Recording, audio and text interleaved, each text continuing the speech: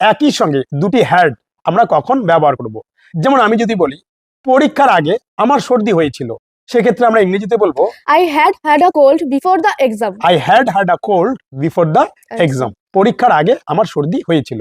এখানে কিন্তু আমি দুটি হ্যাড একই সঙ্গে ব্যবহার করেছি। এবার প্রশ্ন হলো, একই সঙ্গে দুটি হ্যাড কিভাবে আসলো বা কখন আমরা এভাবে লিখবো বা বলবো?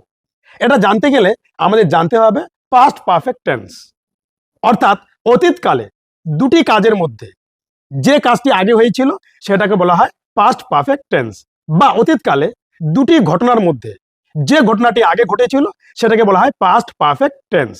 আর এটার গঠন হলো subject plus had plus V three. শুধু এটাকে মাথায় রাখবেন, সাবজেক্টের পরেই হ্যাড, হ্যাডের পরেই হচ্ছে ভি থ্রি অর্থাৎ ভার্বের থার্ড ফর্ম, এরপরে যা আছে তা বসবে।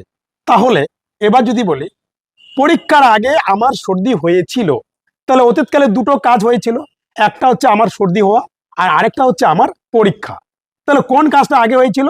আমার সর্দি হওয়া কাজটা আগে হয়েছিল। তাহলে এই যে সর্দি হওয়া যে কাজটা বা ঘটনাটা, এটা হবে পাস্ট পারফেক্ট টেন্স এবং এটার গঠন হবে subject plus had plus V three. এবার সর্দি হওয়া এর ইংরেজি কি? Have a cold. যেমন আমার সর্দি, আই হ্যাভ আ কোল্ড। তাহলে এই যে হ্যাভ, যেটা বললাম আমি হ্যাভ আ কোল্ড, এই হ্যাভ এর থার্ড ফর্ম কি? এখানে মেইন ভার্ব হিসাবে ব্যবহার করা হয়েছে হ্যাভ। তাহলে হ্যাভ এর থার্ড ফর্ম হচ্ছে কি? Had.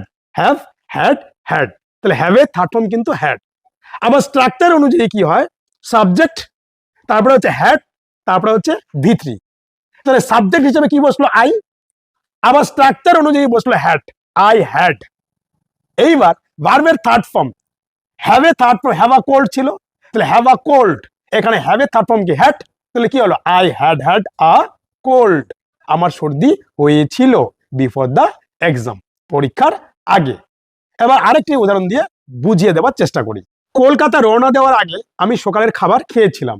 I had had breakfast before I left for Kolkata. I had had breakfast before I left for Kolkata. Kolkata রওনা দেওয়ার আগে আমি সকালের খাবার খেয়েছিলাম। এখানেও অতীতকালে দুটো কাজ ঘটেছিল, তার মধ্যে যে কাজটি আগে ঘটেছিল সেটা হচ্ছে আমি সকালের খাবার খেয়েছিলাম। তাহলে সকালের খাবার খাওয়া সাধারণত আমরা কিভাবে বলি? Have breakfast. তাহলে হ্যাভ ব্রেকফাস্ট, এখানে হ্যাভ এর এই হ্যাভ এর থার্ড ফর্ম কি? হ্যাড। আবার স্ট্রাকচার অনুযায়ী সাবজেক্টের পরে হ্যাড বসে, স্ট্রাকচার অনুযায়ী হ্যাড, ওই হ্যাড কিন্তু এই হ্যাড না, এই হ্যাভের হ্যাড না, স্ট্রাকচার অনুযায়ী হ্যাড, আই হ্যাড। তার ভার্বের থার্ড ফর্ম হ্যাভ ব্রেকফাস্ট মানে সকালের খাবার খাওয়া, আর এই হ্যাভের থার্ড ফর্ম হচ্ছে কি? হ্যাড। তাহলে স্ট্রাকচার অনুযায়ী হ্যাডও থাকলোই, আবার হ্যাভের থার্ড ফর্ম হচ্ছে হ্যাড। তাহলে আই হ্যাড হ্যাড ব্রেকফাস্ট।